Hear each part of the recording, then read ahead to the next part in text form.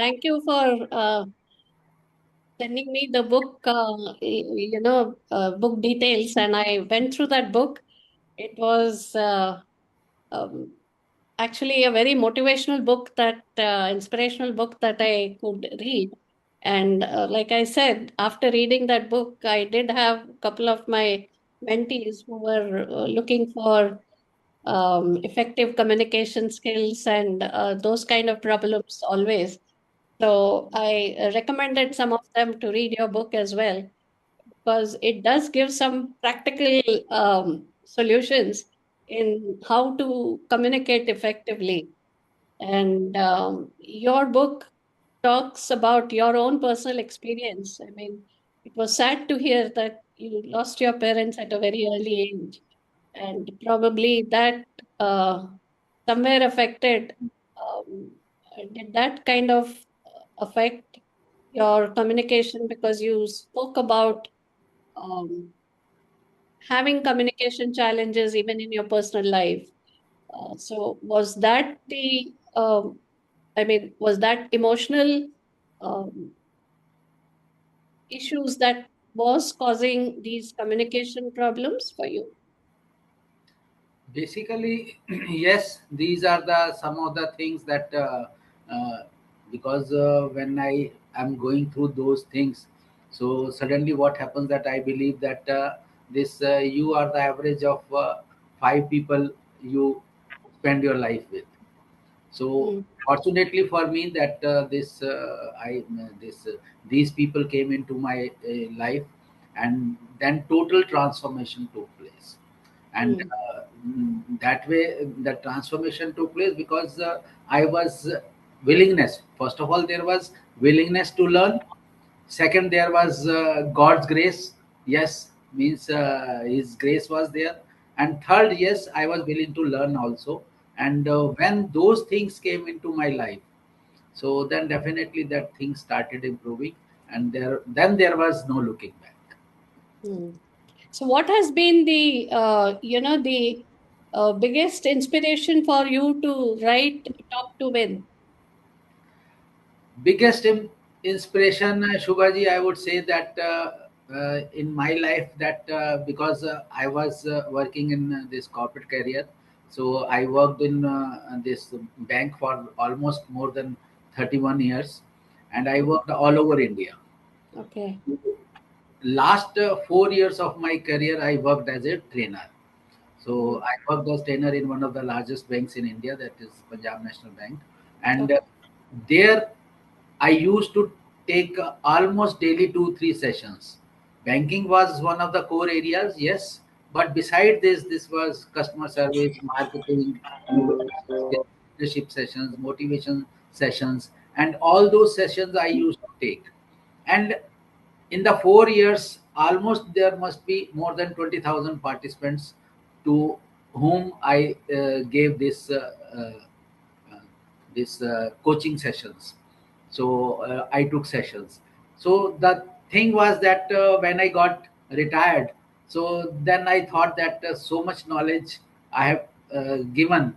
Now it's time to impart those things to the newer generation, young generation, so that I have taken 31 years to achieve whatever I have achieved. So I want to give them this knowledge so that they don't commit mistakes and they can achieve all those things within 3 years, not struggling for 31 years. That was the main objective, that to reach wider audience through writing this book. Right, right.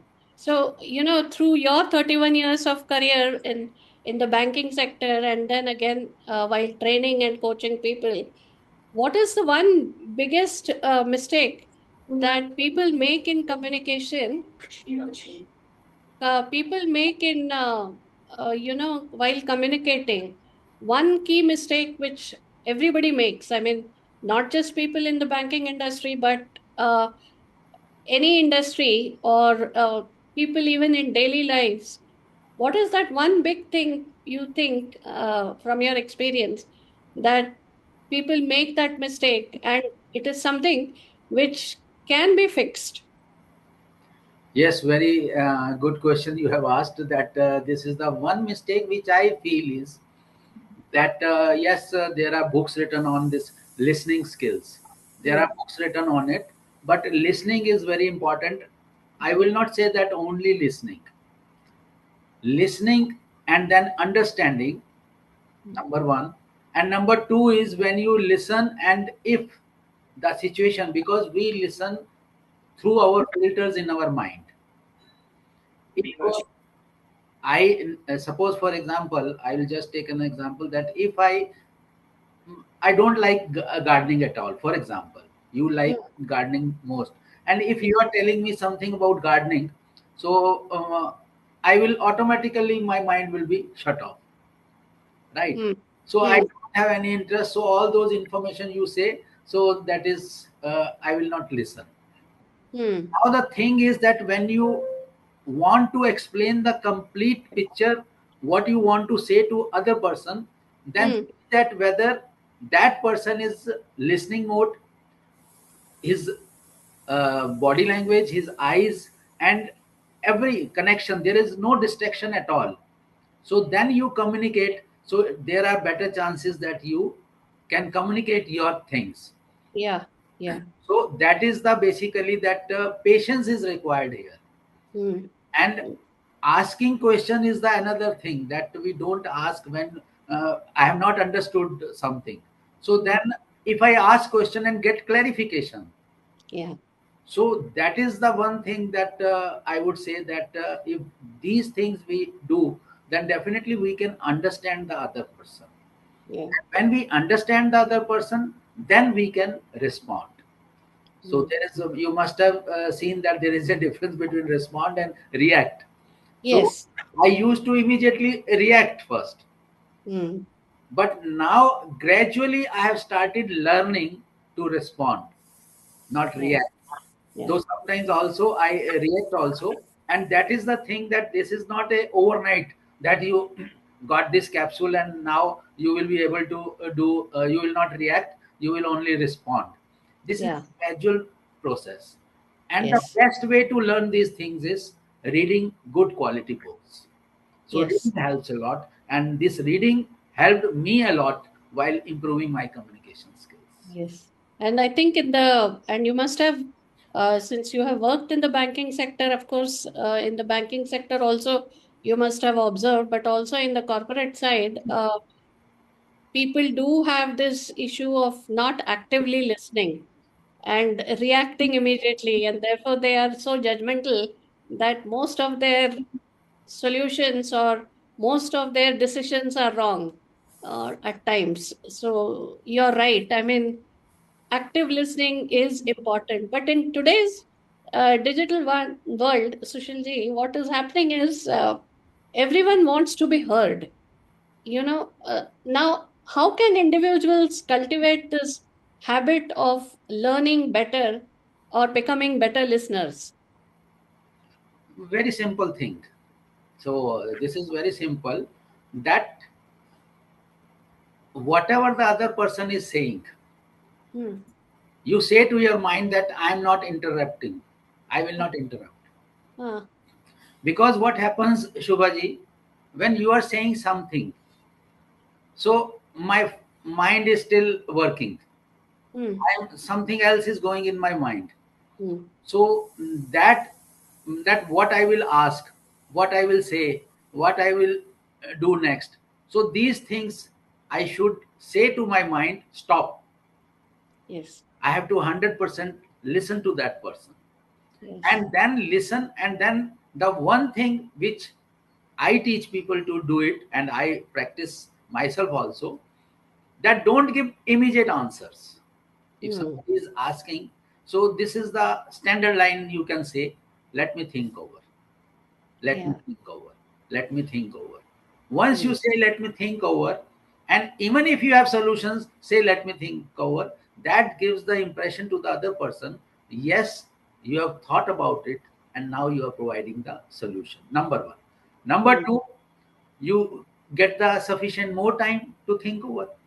Hmm. Mm. Maybe that you can see the situation and then explore and brainstorm your mind and then say, oh, you get more time. So both ways it is important to say that let me think over rather than immediately suggesting or saying the answers, and say to your mind that I want to listen completely and understanding completely. This signal you have to give to your mind first. Yeah. Mm. Got it. I mean, that's a valid point. In fact, especially I've seen this happen in meetings. People, when somebody is presenting, the people, instead of actually listening to the presenter and what he is talking about, in their mind, they are actually thinking about what is the response that they should give, or what is the question that, even if it is a question, they kind of, they are more thinking about how they should respond to it rather than, really listening, actively listening to what the person is saying. So I what you're take saying? one more example that I read a book in that book that is a famous coach, and he said that when in a Hmm. football match, the losing team, why the losing team loses, not because they were bad at playing, but they were thinking in mind that what reason they will give to the public that why they lost.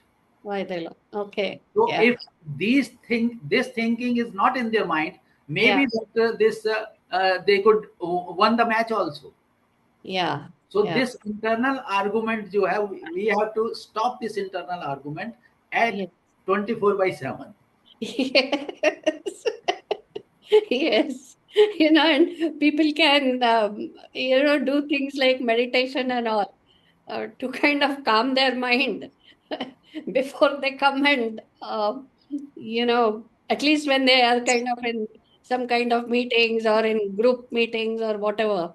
But the other thing, because you have so much of experience in the banking sector and you're training people on communication skills there, apart from the effective communication, because a lot of times we observe that nowadays, of course, banks are become more online, and a lot of people are doing online banking and things like that. There are messages which banks keeps sending and all that, but sometimes I've also noticed that the communication that they send actually has a totally different meaning than what they actually mean.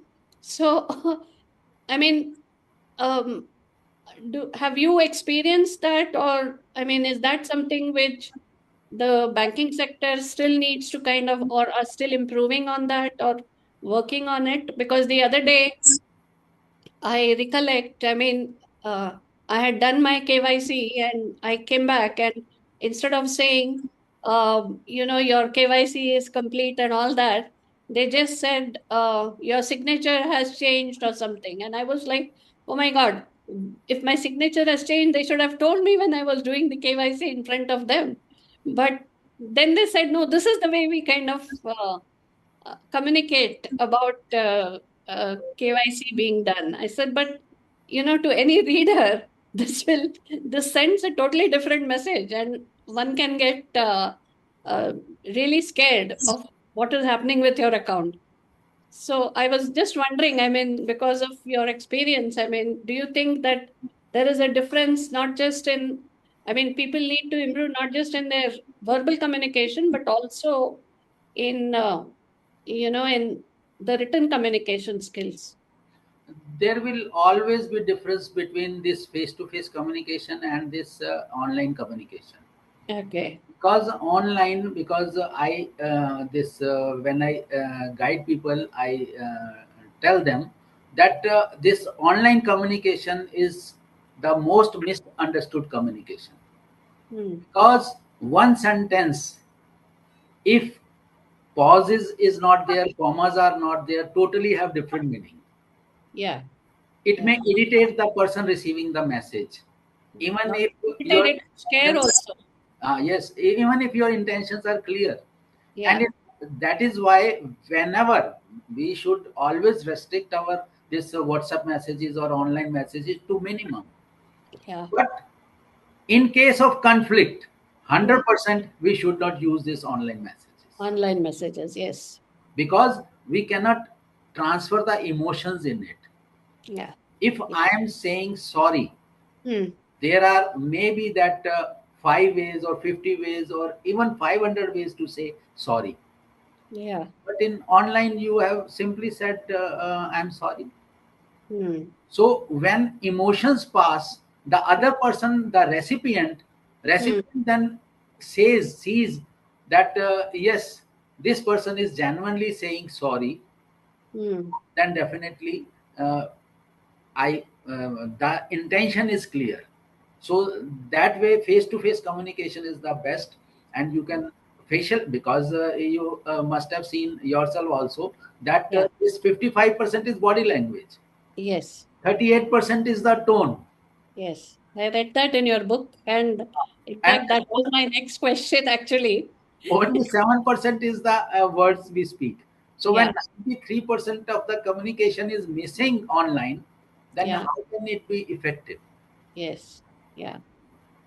Because people do tend to make that mistake of sending WhatsApp messages or emails, but like you rightly said, your emotions are not reflected in those messages correctly, and what you're trying to say also, it's not so easy to kind of communicate that uh, uh, as as you do face to face, because that kind of communication becomes much more easier.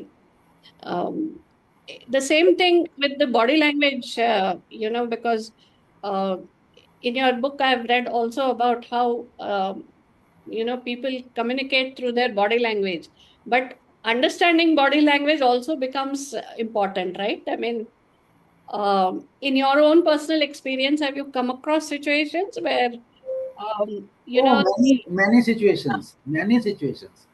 I would just give you example. mm, I'm going on the road.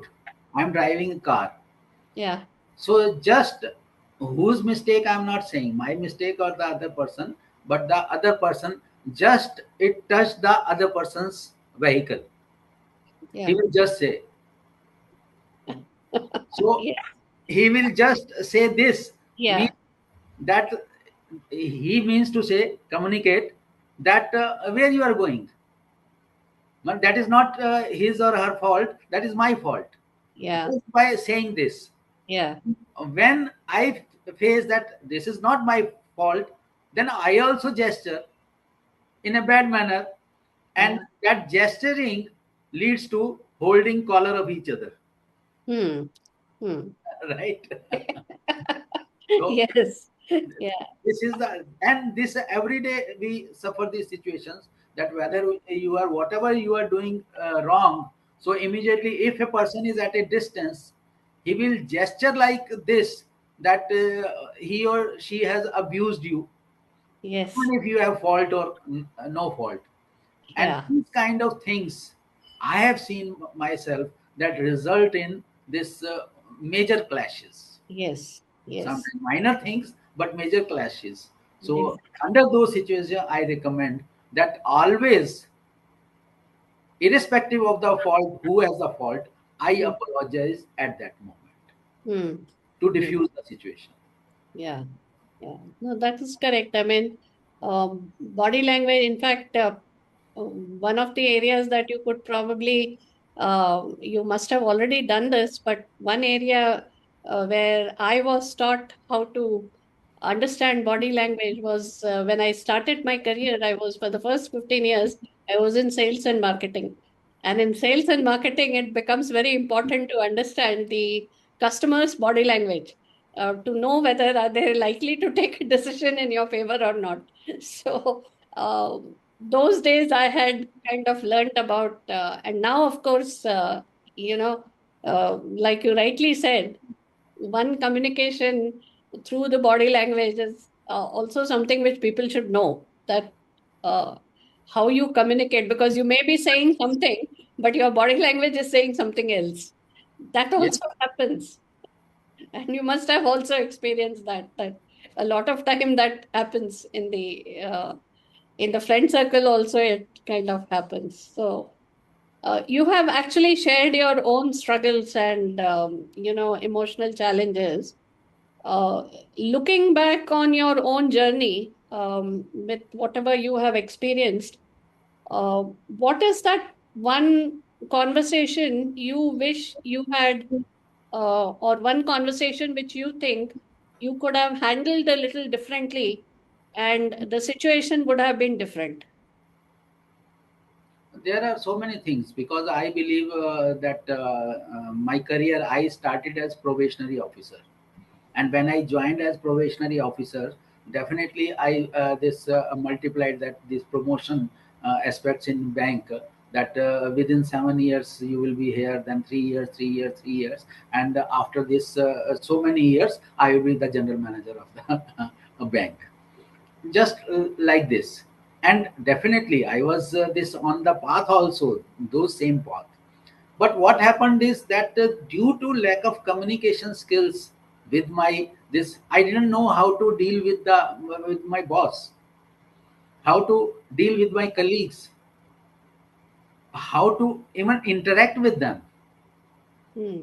I was arrogant, means I Hmm. was not teachable. Hmm. So communication becomes, if I'm, because I now I tell everyone that there are 17 methods to say a thing. Hmm. Whatever you want to say, there are maybe more than 17 ways to say. But Yes. if you say in a manner which the Hmm. other person likes, Hmm. Hmm. the job is done. Yeah. So Yeah. these things which I learned the hard way, because I couldn't get promotions due to that. So Hmm. I learned the hard way. That is why I said that whatever this 31 years of experience, so now a person who joins this Hmm. organization, Hmm. if he knows Hmm. what if I knew what at that point of time, then Hmm. definitely there was no looking back, Right. right? So now the thing is that if I tell them that what are in the first day, in the first few days, I have seen that people leave their job. Hmm. Why? Because in the first 7 days they don't like it at all. Hmm. So Hmm. what is the responsibility of the person who has recruited, employer, and Hmm. the employee? Both have responsibility. That Hmm. during first 7 days, because that person will work for life in this organization. Hmm. Yeah. Then first 7 days, 30 days, even if he or she doesn't work at all, Yeah. then also it's okay. The first impression is what matters. Yes, let him just because he will. You already know, Shubhaji, that people are now 9 to 5 is no, 9 to 9 is the job. Yeah. Yeah. But at the first instance, if you tell them to sit at 9 up to 9 p.m., that person will leave. Leave. Yeah. And one of my mentors beautifully says that on the this first day you don't tell your wife to massage your head. But yes, after few years, he massages your head, isn't Yeah. it? Yeah. So the same way, first day, don't expect that you sit 9 to 9. Yeah. Yeah. That those things, if I knew then, that definitely the situation would have been different. But I don't regret, because whatever I have, because maybe that I couldn't learn those things which I have learned now the hard way. Yeah. So I Yeah. don't regret at all. Yeah. One of the things that I was curious to understand from you is, nowadays everybody talks about how Gen Z uh, behave in the office, and I personally have experienced it because I was hired by a company called Mu Sigma. It's an analytics company to basically mentor, and most of the people there were in that Gen Z kind of thing, um, age group basically. So even their communication skills are, I mean, they are a lot of things which I've liked about them, and they're very open and they don't hold back what they are feeling. They are not really worried about. oh, will this, if I communicate it like this, will it please somebody or displease somebody, or will it kind of, will it make my boss angry, or will he not like it, or they never think about those kind of things, but they communicate, you know. So, what message would you have to give them? I mean, because I don't know how much they kind of look at body language, or how much they kind of focus on authentic communication, or how much they focus on emotions and those kind of things. But they are very open. They, you know, are able to talk about what they feel openly without actually thinking twice, and looking at what the other person in the front will think about them. They never think about those things. They're very open, and which is a good thing in a way. But you know, communicating it properly does make sense, because you're not just dealing with people of your same age group, but you're dealing with people senior than you. Maybe in the home, you're dealing with your grandparents, or more senior uncles and aunts and other people. So, what I mean, you also must have experienced this, because today Gen Z are there even in the banking sector and other sectors. So, what message would you have to give them? I mean, how this book would kind of help them to develop those skills, which are really important even for them to understand and develop. Shubhaji, in my opinion, if I say that rather than giving advice to Gen Z, I would like to give advice to all the older people. Okay. Why so? I say because when we become old, we have so much knowledge about how this should be done, how this should not be done, what is right, what is not right, Yeah. and the older people are unable to Yes. change with reference to the changes happening nowadays. Yes. Yes. So, if I change according to the situation now, Hmm. Hmm. so then definitely everything will be okay. I'll take just an example. Hmm. Hmm. I'm seeing my mobile, Hmm. but now people read on mobile. Yes. If you Very say true. that 24 hours you are after mobile, Yeah.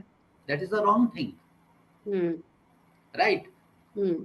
That person might be reading, very seriously reading, and Hmm. you have put a halt on this. Hmm. You Hmm. are after your laptop 24 hours a day, Yeah. but that is the work. Right. So Right. that way, in my opinion, the older people need to change rather than asking that Gen Z people are like this and like that. They are doing all those things, but we have over a period of so much experience we have, we Yeah. are not able to adapt to them. So we Yeah. need to change and accept those changes rather than giving lectures to them that why you do those things. No, that's a good point. But like you also said, uh, people as they grow old, they kind of refuse to listen. You know, they refuse to change, because it's already a habit with them to behave in a certain way, and they wouldn't change however much you try to influence them.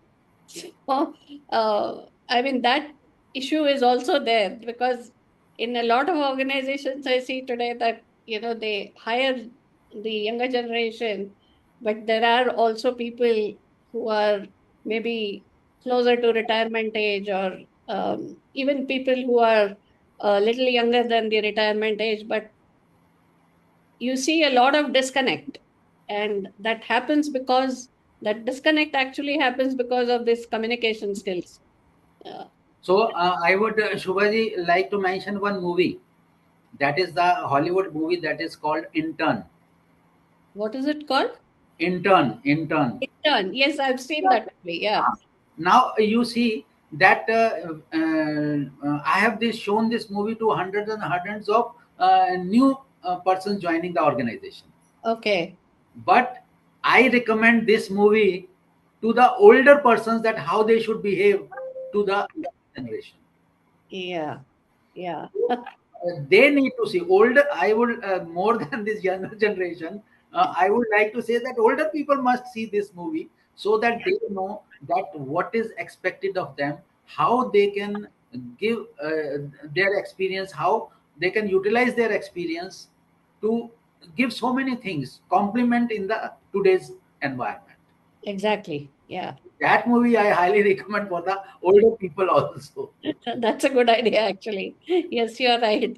That movie is really, it's an interesting movie. And it does, I think it does take care somewhere of this kind of a communication issue between the new generation and the older generation. Yeah. Especially in the corporate world. Yeah. Thank you so much, Sushilji. Your book, I think, is a great you know, especially since you have given your personal experiences and how you have addressed those challenges. I think any personal experience and challenges we give in the books helps the readers to know how authentic the book is, and you're not just speaking uh, from the air, you're speaking with your own experiences and experiences of people around you. So it's a very authentic read, and I liked it, and that is why I kind of recommended it to some of my clients as well. That wherever they have communication issues, they should read these books. So thank you very much. It's been a So much. Thank you. thank you. Thank It's a great thing to talk to you and learn from you as well. Thank thank you you. so much. Thank you. Thank you.